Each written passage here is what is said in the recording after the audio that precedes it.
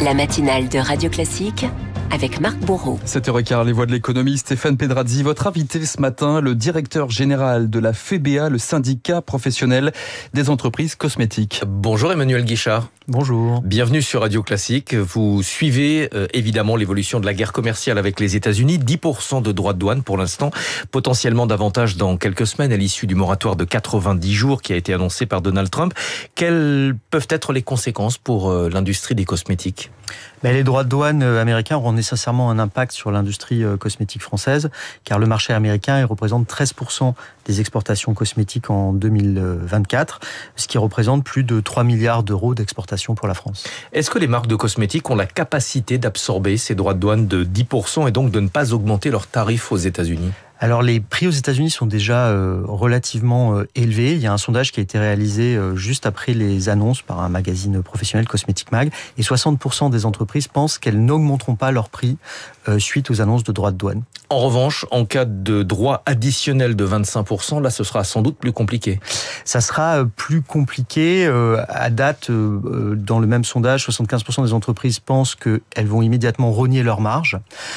En plus, s'il y a une augmentation de droits de douane très important, il va forcément y avoir une inflation et donc potentiellement une baisse de la consommation sur le marché américain au global. Pendant très longtemps, on nous expliquait que le segment du luxe pouvait se permettre des hausses de tarifs parce que le prix n'est pas le principal critère de cette clientèle. Est-ce que c'est vrai encore aujourd'hui ? Alors, la cosmétique, il y a un peu toutes les gammes de produits. Effectivement, il y a luxe, voire l'ultra luxe. Mais ce que la France exporte en majorité, c'est plutôt du premium. Donc, ce sont des gammes de prix qui sont intermédiaires. Et sur ces gammes de prix, c'est quand même relativement compliqué de passer des hausses de tarifs, surtout après plusieurs années de hausse du fait de l'inflation sur les différents marchés.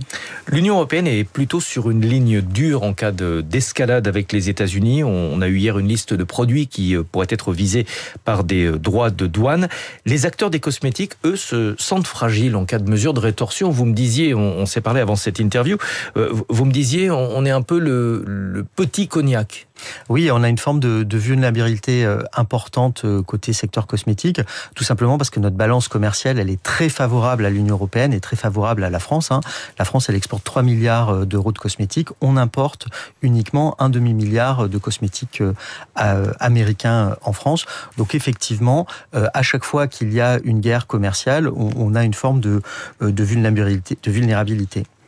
Au-delà du marché américain, est-ce qu'il y a un risque, selon vous, de désorganisation du commerce mondial ? Certains redoutent une déferlante de produits asiatiques sur le marché européen. Est-ce que ça peut potentiellement viser les cosmétiques ? Alors la première conséquence effectivement des droits de douane américains et surtout de la guerre commerciale entre les États-Unis et la Chine, c'est surtout le dérèglement du commerce mondial.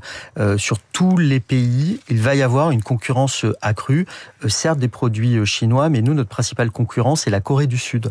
Donc on va avoir une augmentation dans tous les pays de notre concurrence. Et c'est pour ça que notamment la réponse auprès de l'Union européenne, certes, la réponse à date de proportionnalité et d'éviter l'escalade est très bonne, mais il faut nécessairement une réponse sur la compétitivité européenne, parce que cette guerre, c'est avant tout une guerre économique. Ouais. Il paraît que la Corée du Sud a une industrie cosmétique très développée, on l'appelle la K-Beauty. Les Sud-Coréennes se mettent jusqu'à 15 crèmes sur le visage tous les matins. Oui, c'est la routine beauté coréenne. C'est plus une routine, là. Paraît-il, ça peut se faire en moins de 10 minutes. Donc, il y a des personnes très efficaces pour les soins. Oui, la Corée est surtout devenue un énorme exportateur. Il y a 20 ans, il n'y avait pas d'exportation de produits cosmétiques coréens. Maintenant, il y a plus de 10 milliards d'euros. Alors, la France reste leader puisqu'on a 23 milliards d'euros d'export. Mais c'est sûr que nous ne sommes plus tout seuls dans le monde à vendre des produits de beauté. Alors, on va voir les choses du côté positif. La guerre commerciale peut entraîner un boycott des produits américains de la part de certains pays. Est-ce que ça veut dire, pour les industriels français des cosmétiques, qu'il y a des parts de marché à aller récupérer dans certains pays? Alors, il y a un jeu de chaises musicales qui va se produire partout dans le monde. La France est bien positionnée. La France est bien positionnée tout d'abord parce qu'il y a un boom du parfum partout dans le monde et que la France, on est vraiment le pays de la parfumerie, notamment avec la ville de Grasse, qui est le siège de la parfumerie mondiale.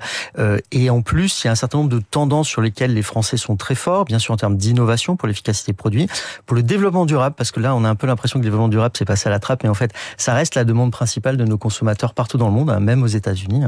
On peut comprendre qu'on n'ait pas envie de se mettre des produits toxiques sur le visage. Et exactement, et plus globalement, c'est qu'il y a effectivement une une volonté de prendre soin de soi, mais aussi de prendre soin de la planète et des autres. C'est vraiment une tendance de fond. Et ça, les cosmétiques français sont très bien positionnés là-dessus. Et après, en France, on est aussi très fort sur 2 autres segments, qui est le soin capillaire, qui progresse beaucoup, et tout ce qui va être lié à la pharmacie, à la parapharmacie, où la France est aussi leader. En matière de chaîne logistique de l'industrie européenne des cosmétiques, 90% du sourcing est européen, c'est-à-dire que les ingrédients viennent de l'Union européenne, mais certains ne sont pas remplaçables. On ne peut pas, par exemple, récupérer, se procurer de la vanille produite en Europe. Alors effectivement, suite au Covid, une grande étude avait été réalisée pour savoir quelle était la vulnérabilité de nos chaînes d'approvisionnement.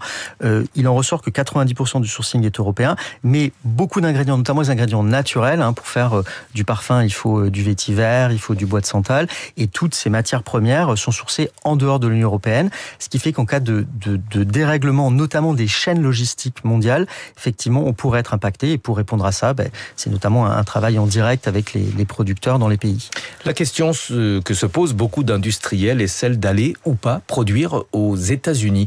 Quand on vend des produits français, qu'on vend aussi du rêve dans les cosmétiques, est-ce qu'on peut aller produire aux États-Unis et estampiller le produit Paris ?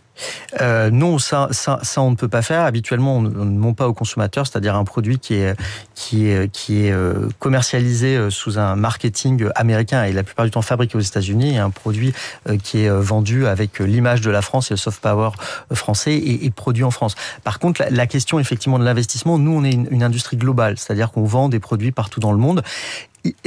À date, les États-Unis n'ont pas mis de mesures de rétorsion. Le reste du monde n'a pas mis beaucoup de mesures de rétorsion sur les États-Unis. Si le reste du monde mettait des mesures de rétorsion sur les États-Unis, il n'y aurait pas beaucoup d'intérêt à produire aux États-Unis parce que finalement, certes, pour le marché américain, il n'y aurait pas de droits de douane, mais il y en aurait pour tous les autres pays vers lesquels on exporte. J'aimerais qu'on termine par une tendance, c'est le développement des dupes. Vous savez, ces produits qui ressemblent, mais qui ne sont pas tout à fait des copies. Et ça, c'est une menace pour votre industrie. Oui, la contrefaçon a toujours été une menace pour l'industrie. Mais là, est-ce que c'est une contrefaçon ? Oui, les dupes pour nous, c'est de la contrefaçon à l'ère digitale. Donc, c'est-à-dire que ce sont à travers les réseaux sociaux et surtout les influenceurs qu'il y a de nouvelles formes de copies et de nouvelles formes de contrefaçon qui sont en train d'arriver. Oui, c'est de la contrefaçon. Ce qui est sûr, c'est que comme on est face à des nouveaux acteurs à travers notamment des plateformes de réseaux sociaux, on est face à des réseaux qui sont organisés de façon différente et qui sont donc un peu plus difficiles à aller toucher, notamment au niveau juridique. Merci beaucoup. Emmanuel Guichard, délégué général de la FEBA, la Fédération des entreprises de la beauté.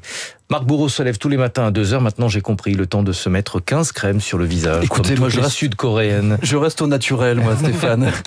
Tout comme vous, peut-être. 15 crèmes le matin, sait-on jamais.